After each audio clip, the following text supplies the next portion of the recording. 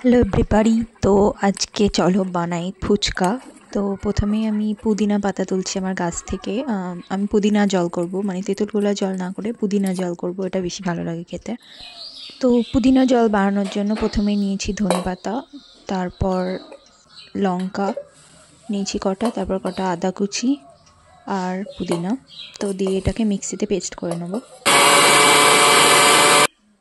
এর মধ্যে এবার একটু ঠান্ডা জল দেব, তারপরে আবার এটাকে পেস্ট করব। তো হয়ে গেছে এবার এটাকে পেস্ট করা। এর মধ্যে আরও জল মেশাবো, তো অনেকটা পাতলা করতে হবে জল মিশিয়ে।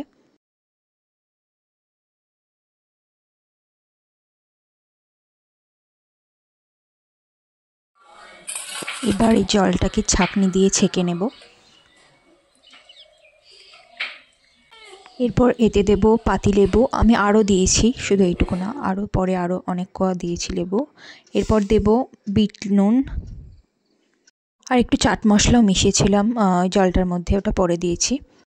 তো এবার আলু সিদ্ধটাকে মাখবো। এর মধ্যে দিয়েছি শসা কুচি, গাজর কুচি, ছোলা সিদ্ধ ছোলা আর লঙ্কা কুচি, তারপর বিট নুন, চাট মশলা। তো লঙ্কা এর মধ্যে না লঙ্কা কুচি না দিয়ে তোমরা আলু সিদ্ধর সাথে লঙ্কা সিদ্ধ করে নিয়ে দিতে পারো, তাহলে ভালো লাগে খেতে। এর আগের বার আমি দিয়েছিলাম, কিন্তু এবার দিতে ভুলে গেছি। ওর মধ্যে কিন্তু আলু সিদ্ধের মধ্যে ধনেপাতা কুচিও দেওয়া যায়, দিলে ভালো লাগে, কিন্তু আমার কাছে আর ধনেপাতা নেই, আমি সব পুদিনা জলে দিয়ে দিয়েছি। তো শুধু ওইটুকুই, তাও ভালো হয়েছে খেতে।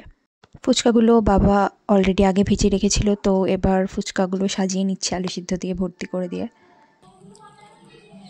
তো এবার সাজানো হয়ে গেছে, এবার খাওয়ার পালা।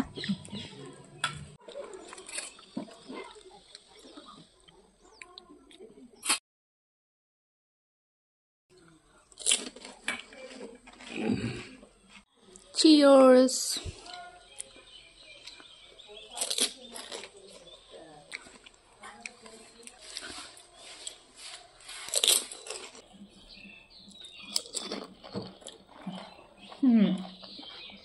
তোমাকে দিচ্ছি।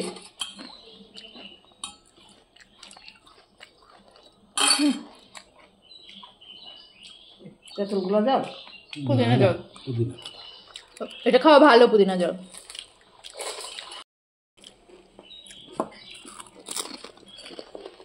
খাওয়া তো হলো, এবার এই সব কিছু আমাকে ধুতে হবে। বাই।